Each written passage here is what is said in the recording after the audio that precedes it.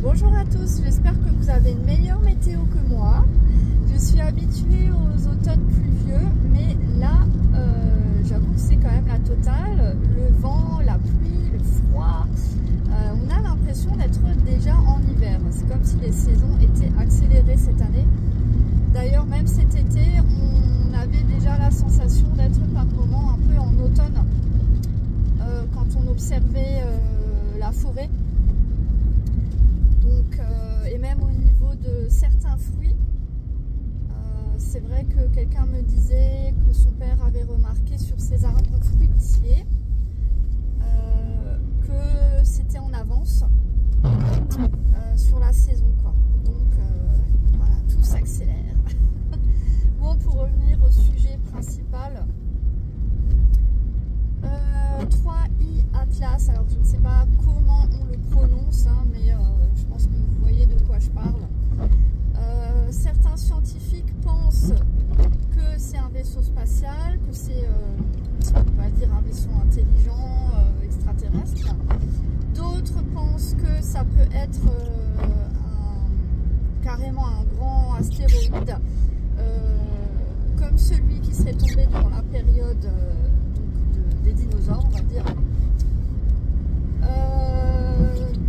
Donc les avis sont un peu divergents. Par contre,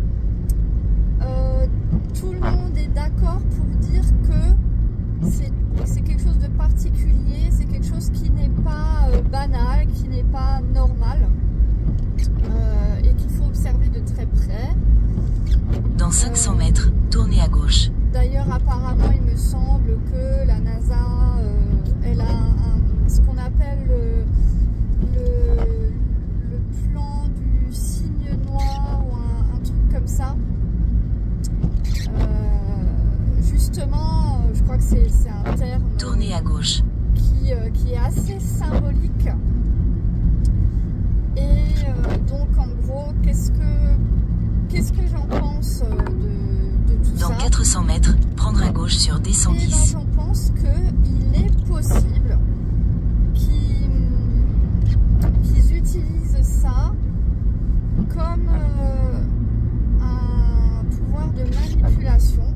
Prendre à gauche sur D110. Parce que effectivement, si vraiment il y avait un enlèvement de l'église qui aurait lieu, il est possible qu'ils utilisent cette idée de vaisseau extraterrestre pour justifier l'enlèvement de l'église.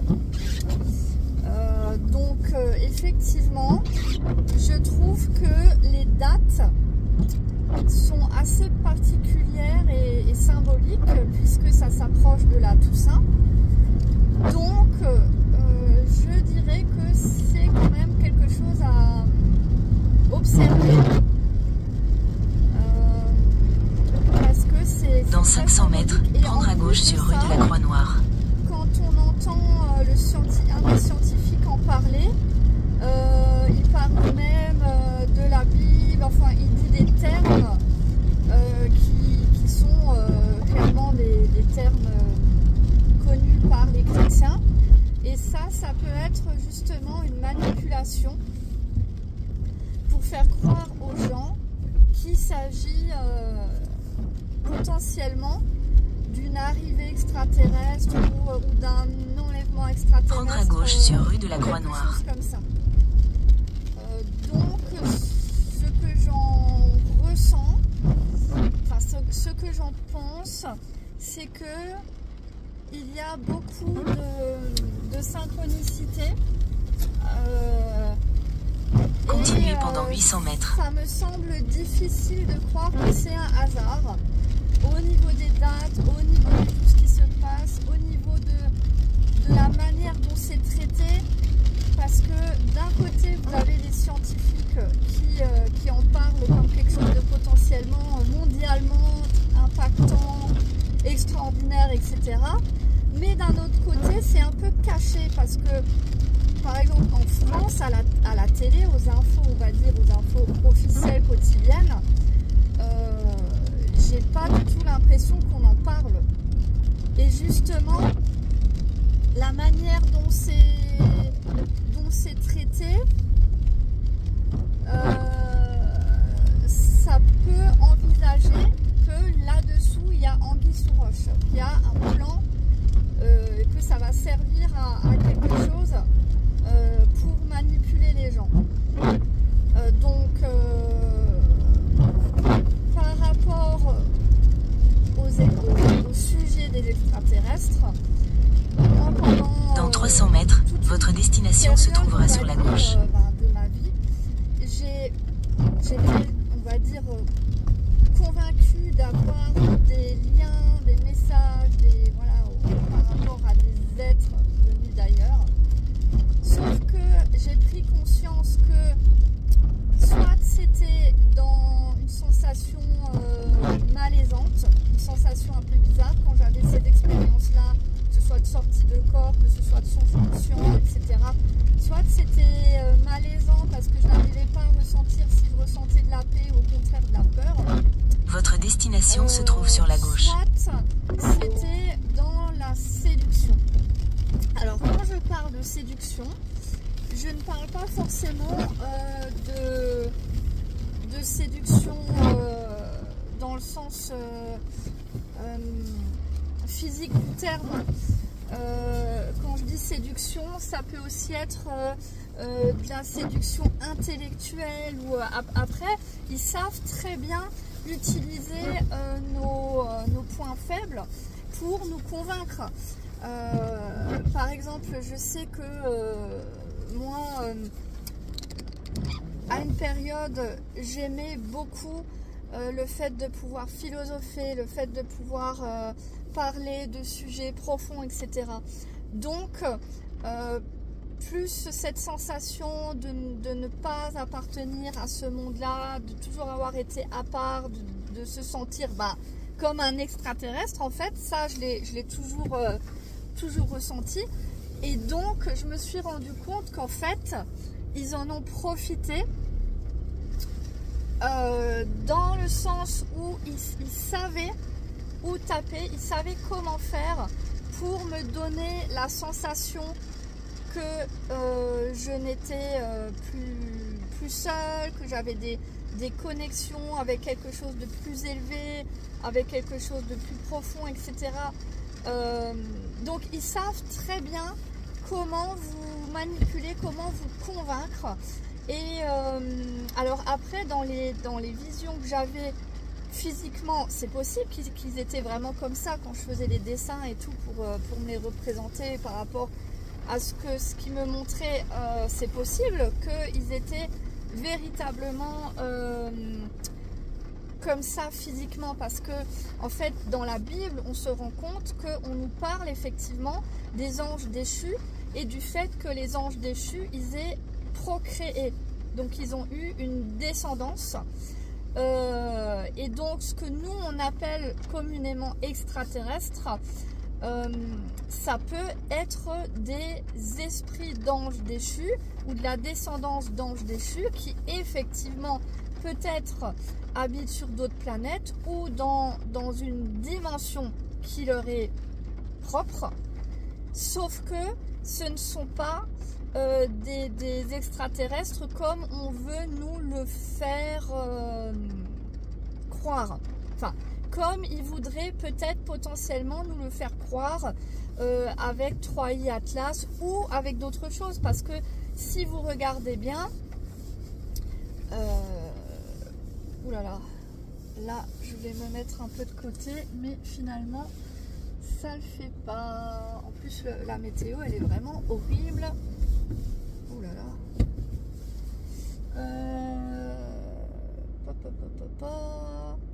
Ouais, là.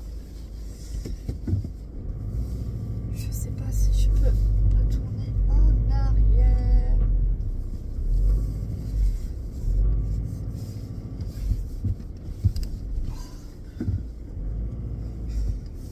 Oh là là là. Pas évident. Excusez-moi hein, pour la manœuvre. J'essaye de manœuvrer parce qu'en fait il n'y a aucun parking, donc c'est toujours très compliqué de se garer à cet endroit là. et dans les champs avec les fossés et tout, c'est pas évident. Enfin bref, je disais que concrètement, ces êtres qu'on veut peut-être essayer de nous montrer comme des êtres venus d'autres planètes, des êtres intelligents venus nous aider et tout ça, en fait, faut se méfier parce qu'ils savent très bien comment nous séduire. Ça peut être par le fait de nous soigner, le fait de faire en sorte qu'on n'ait plus besoin de dépendre du système financier, le fait que ils peuvent nettoyer la planète, etc. Vous voyez ce genre de choses qui est très commun quand vous écoutez le New Age ou certaines personnes qui se pensent médium. C'est quelque chose ça circule énormément, ce genre d'idées. Et donc, j'ai pu observer cette tendance qui est très croissante et concrètement, avec ce qui s'est passé aux États-Unis cette dernière année là, je crois que ça a commencé au New Jersey, etc. Hein, pour ceux qui se souviennent de ce qui s'est passé dans le New Jersey, entre autres, avec tous les drones, etc.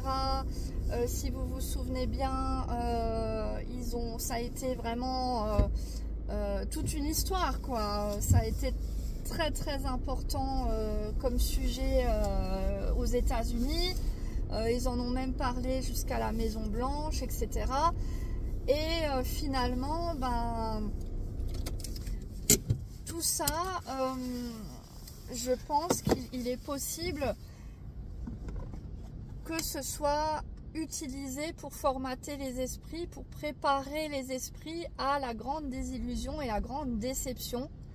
C'est-à-dire le fait que en fait, on va nous faire croire qu'il y a potentiellement soit une invasion extraterrestre, d'un côté certains qui seraient entre guillemets méchants et d'autres qui seraient les sauveurs. Donc c'est possible qu'ils jouent sur les deux tableaux. Ou bien que dans un premier temps, ils nous fassent voir ça comme des êtres plus évolués, etc., qui viennent nous aider, mais que par la suite, il y en ait d'autres qui se révèlent être beaucoup plus néfastes pour l'humanité. Bon, dans tous les cas, dans tous les scénarios, il y a quand même une manipulation. Et je vais vous dire, moi, dans les expériences spirituelles que j'ai eues, comme par hasard, quand je subissais des attaques, parce que j'ai vécu ça, le fait de subir des attaques, eh bien, c'était toujours le Christ, c'était toujours le fait d'appeler le puissant nom de Jésus-Christ qui faisait partir les attaques presque instantanément.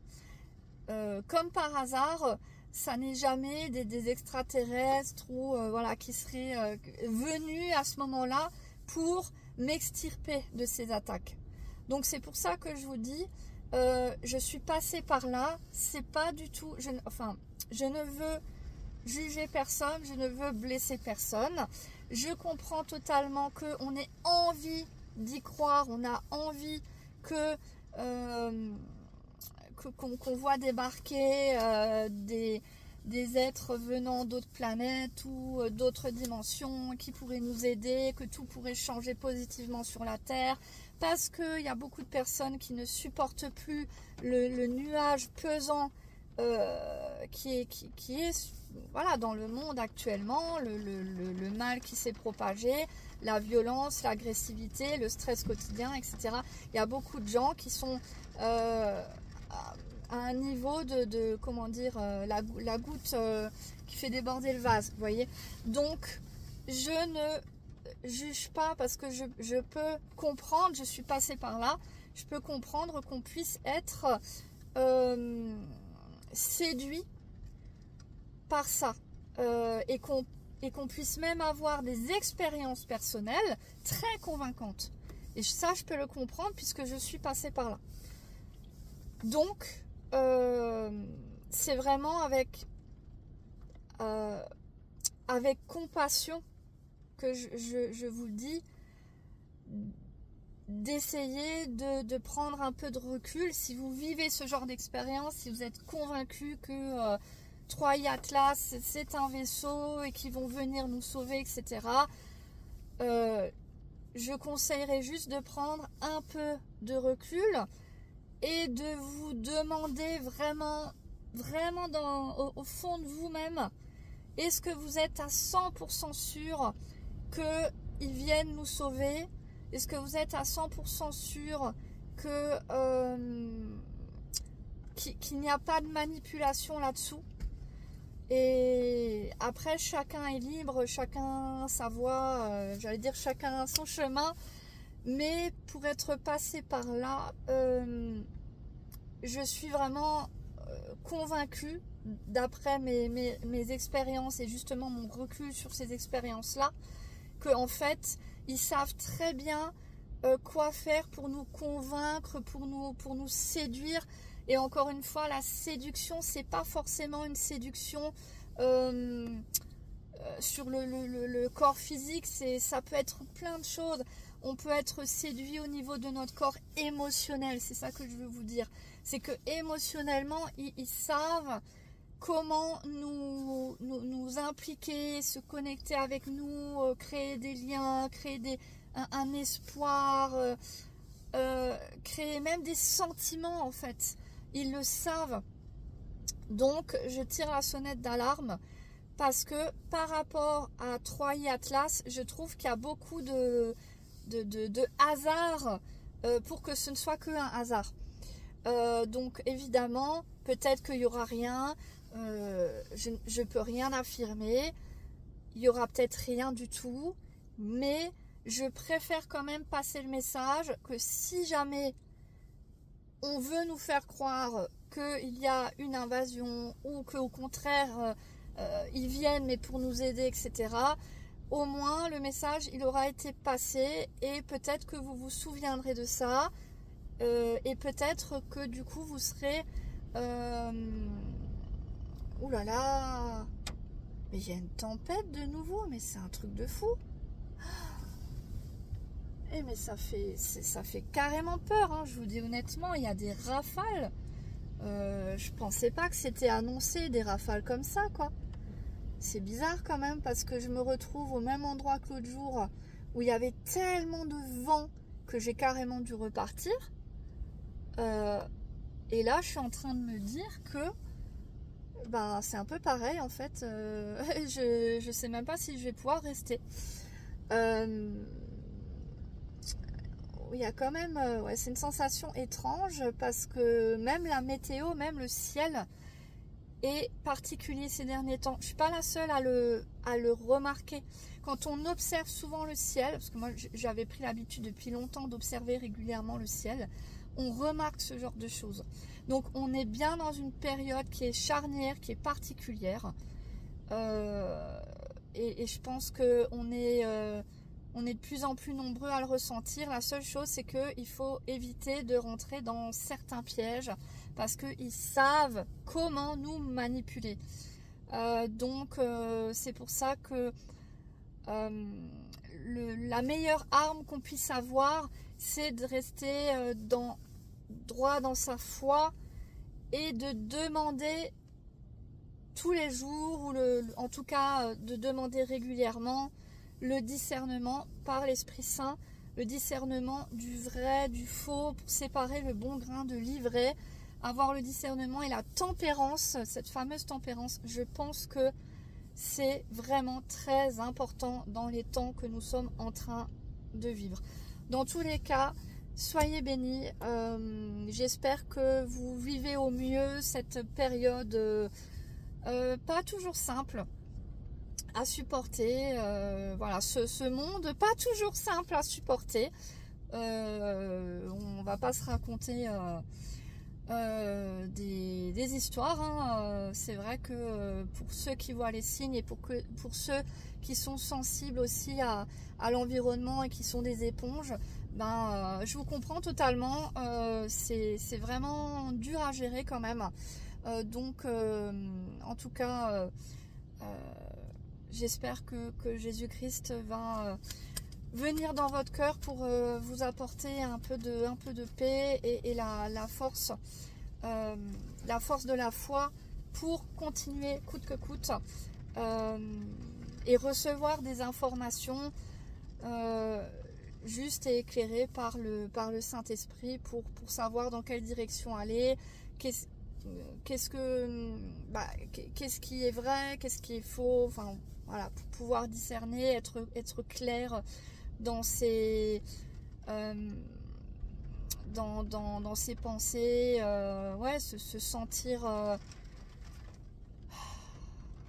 comment je pourrais dire, se sentir justifié, voilà, pour ne pas être comme un roseau, être balancé de tous les côtés, parce que franchement actuellement avec tout ce qui se raconte de tous les côtés, on a l'impression d'être un roseau pris dans les rafales, hein, justement, voilà, je parlais des rafales de vent, bah, c'est tout à fait ça, on s'en prend plein la tête et puis on est balancé de tous les côtés et après on a le tournis, quoi. Donc